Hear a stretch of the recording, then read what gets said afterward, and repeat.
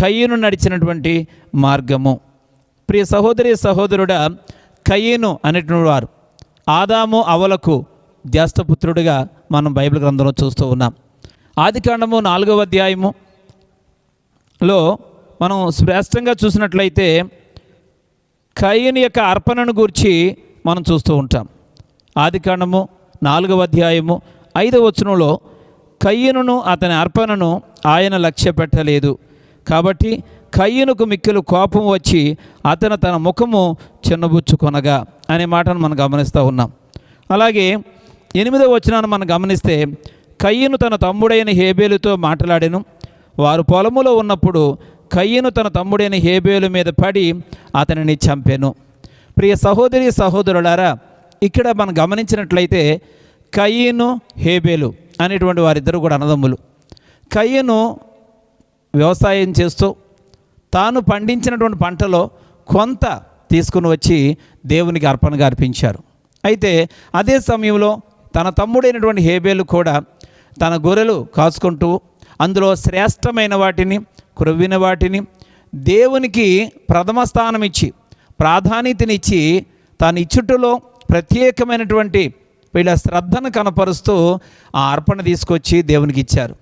ఇక్కడ మనం గమనించాం చదివిన వాక్య భాగంలో కయీను యొక్క అర్పణను దేవుడు లక్ష్య పెట్టలేదు, హేబేలు యొక్క అర్పణను దేవుడు లక్ష్య పెట్టాడు.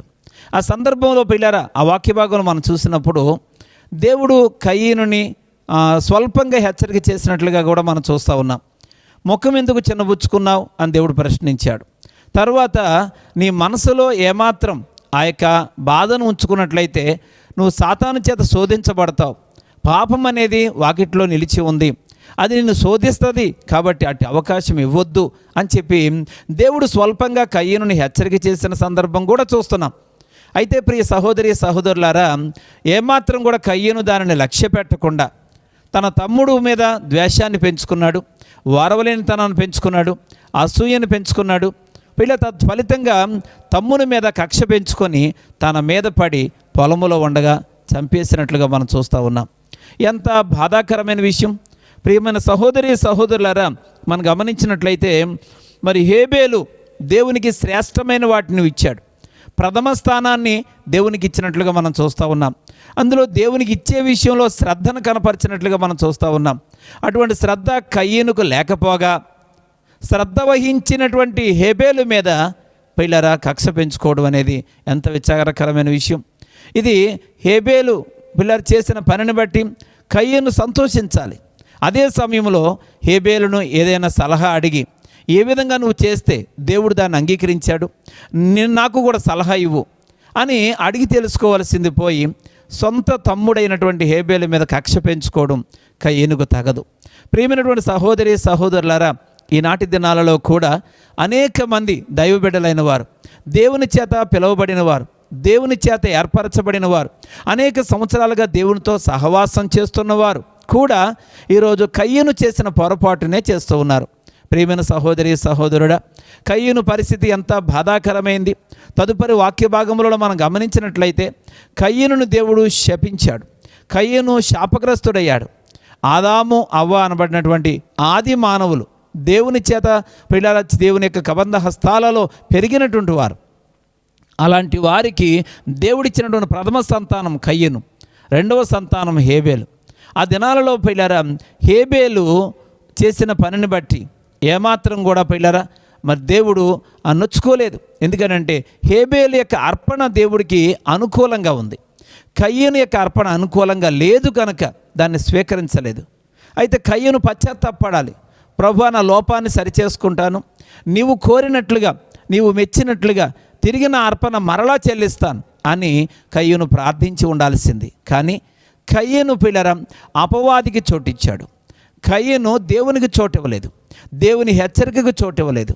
అపవాదికి చోటిచ్చిన కారణం చేత పిల్లరా అపవాది కయీనును శోధించాడు. తన స్వభావాన్ని, తన ఆలోచన విధానాన్ని దేవుడు మార్చివేశాడు. ఈ కారణాన్ని బట్టి కయీను సాతానుకు బందీ అయిపోయి సాతానుకు పిల్లర లోబడి దేవునికి వ్యతిరేకమైపోయాడు. తద్వారా తాను చేయాల్సినది ఘోరమైన కార్యం, ఒక్కగానొక తమ్ముడిని అత్యంత కిరాతకంగా చంపివేసినట్లుగా మనం చూస్తూ ఉన్నాం. దానికి ఫలితంగా దేవుడు ఏం చేశాడు? కయీనుని శపించాడు. నీవు ఈ దేశం మీద, ఈ భూమి మీద, ఏ భూమి అయితే నీ తమ్ముడి యొక్క రక్తాన్ని గ్రహించిందో ఆ భూమి మీద నీవు ఉండకుండా నువ్వు దేశదిమ్మరిగా ఉంటావు, స్థిరత్వం లేని వ్యక్తిగా నువ్వు జీవిస్తావు అని కయీనుని దేవుడు శపించాడు.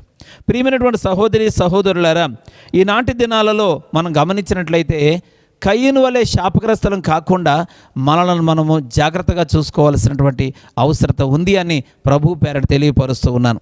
హెబ్రీ పత్రిక 11వ అధ్యాయం 4వ వచనంలో 4 నుండి 8 వచనాల్లో మనం గమనించినట్లయితే శ్రేష్టమైన మాటలు మనం చూడగలుగుతాం. హెబ్రీలకు రాసిన పత్రిక 11వ అధ్యాయము 4వ వచనం నుండి 8వ వచనం వరకు మనం చూస్తే, విశ్వాసమును బట్టి హేబేలు కయీను కంటే శ్రేష్టమైన బలి దేవునికి అర్పించెను. కయీను పొలము పంటలో కొంత యెహోవాకు అర్పణగా తెచ్చెను. యెహోవా హేబేలును అతని అర్పణను లక్ష్యపెట్టెను. పోయినారా, ఇక్కడ హేబేలు యొక్క అర్పణ దేవుడు లక్ష్యపెట్టినట్లుగా మనం చూస్తూ ఉన్నాం. పిల్లరా, ఎందుకు అని అంటే హేబేలు యొక్క అర్పణ ప్రత్యేకంగా మరి చూస్తూ ఉన్నాడు దేవుడు. కయీను సరిగా అర్పణ అర్పించలేకపోయాడు, అందుకే ఆ యొక్క అర్పణను దేవుడు స్వీకరించలేదు. హేబేలు దేవునికి సరిగా అర్పణ అర్పించాడు, అందుకే హేబేలు యొక్క అర్పణ దేవుడు స్వీకరించాడు. రెండవదిగా మనం గమనించినట్లయితే కయీను అర్ధరహితమైన కోపాన్ని చూపించాడు. అర్ధరహితమైనటువంటి కోపం, అది దేవుని మీద లేక హేబేలు మీద అని మనం ఆలోచన చేస్తే, హేబేలు అర్పణ అర్పించాడు, దేవుడు దాన్ని అంగీకరించాడు. ఇంతకీ కయీనుకు వచ్చినటువంటి కోపం ఎవరి మీద? దేవుని మీద, హేబేలు మీద. దేవుని మీద చూపించడానికి ఏ మానవుడికి అవకాశం లేదు. అందుకనే తన తమ్ముడైనటువంటి హేబేలు మీద కోపం చూపించి అత్యంత కిరాతకంగా అతన్ని చంపివేసినట్లుగా మనం చూస్తూ ఉన్నాం. ఇందులో స్వార్థం, ఈర్ష్య, వారవలేనితనం, అసూయ ఇవన్నీ కూడా కనిపిస్తూ ఉన్నాయి. ఇవన్నీ కూడా సాతాను సంబంధమైనటువంటి లక్షణాలు, సాతాను కల్పించేటువంటి క్రియలే తప్ప దేవుడి దగ్గర ఇవెంత మాత్రం ఉండవు. ప్రియ సహోదరి సహోదరుడా, మనమందరం కూడా గమనించాలి. ఆ యొక్క ఆదికాండము 4వ అధ్యాయం 5వ వచనంలో మనం ఇందాక చదువుకున్నాం. అక్కడ కయీను కోపం తెచ్చుకున్నాడు. కనుక ఈ కోపం తెచ్చుకున్న సందర్భంలో దేవుడు అతను గద్దించాడు.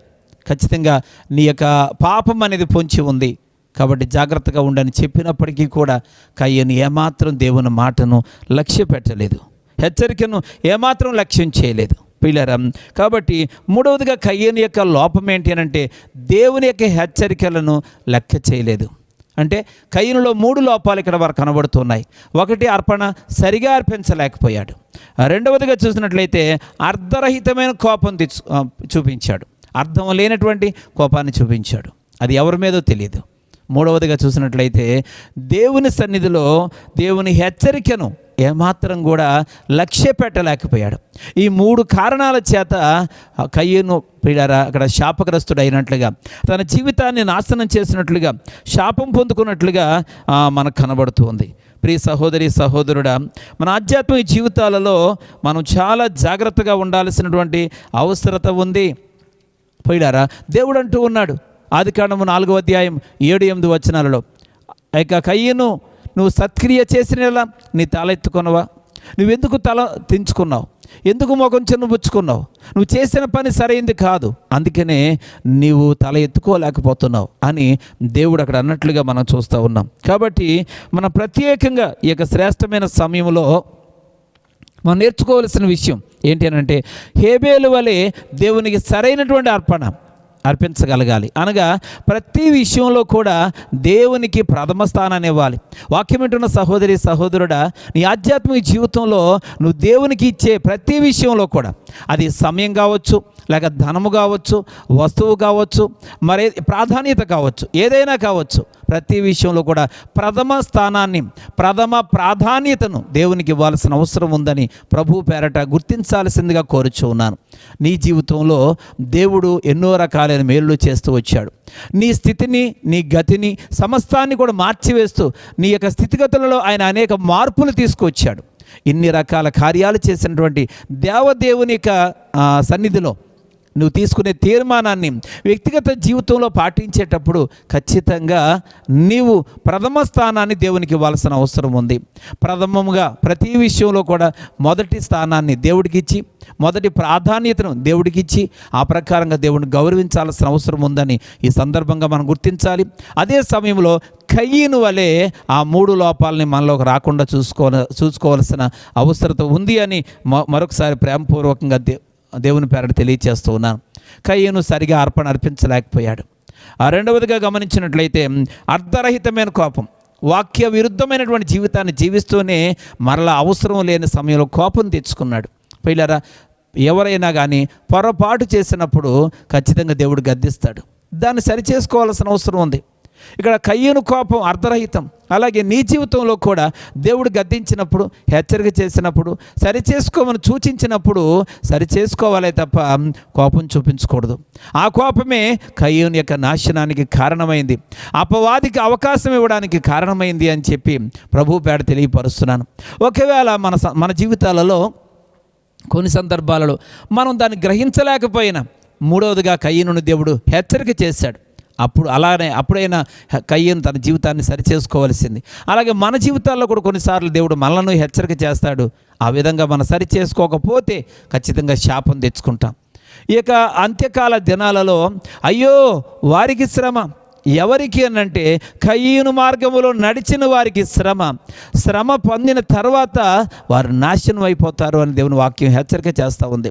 ఎంతో భారభరితమైనటువంటి మనసుతో యూదా పరిశుద్ధాత్మ అభిషేకంతో ప్రవచిస్తూ ఉన్నాడు, బోధిస్తూ ఉన్నాడు. ప్రియ సహోదరి సహోదరుడా, ఈరోజు నీ నాశనాన్ని నువ్వు కోరుకోవద్దు.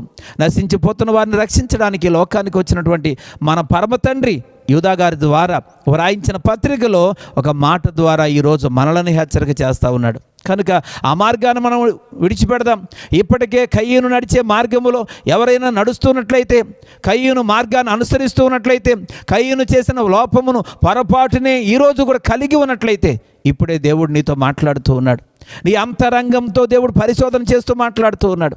ఇప్పుడే కయ్యూను మార్గాన్ని విడిచిపెట్టు, కయ్యూను యొక్క స్వభావాన్ని విడిచిపెట్టు. ఆ ఈర్ష్య, ఓర్వలేనితనం, అసూయ, ద్వేషం అనేటువంటి ఆ దుర్గుణాలని, సాతాను సంబంధమైన క్రియలను నీలో నుంచి విడిచిపెట్టాల్సిన అవసరం ఉందని ప్రభువు పేరట తెలియపరుస్తున్నాను. అలాగూ నువ్వు విడిచిపెట్టినట్లయితే ఖచ్చితంగా నాశనకరమైన పరిస్థితిలోంచి ఆశీర్వాదకరమైన పరిస్థితిలోనికి దేవుడిని తీసుకుని వస్తాడు అని ప్రభువు పేరట తెలియపరుస్తున్నాను. నువ్వు ఆశీర్వదించడానికి పిలువబడ్డావు, ఆశీర్వాదం పొందడానికే పిలువబడ్డావు. సహోదరి సహోదరుడా, ఖచ్చితంగా దేవుడిని ఆశీర్వదిస్తాడు. ఎప్పుడు అనంటే కయ్యూను మార్గాన్ని విడిచిపెట్టినప్పుడు.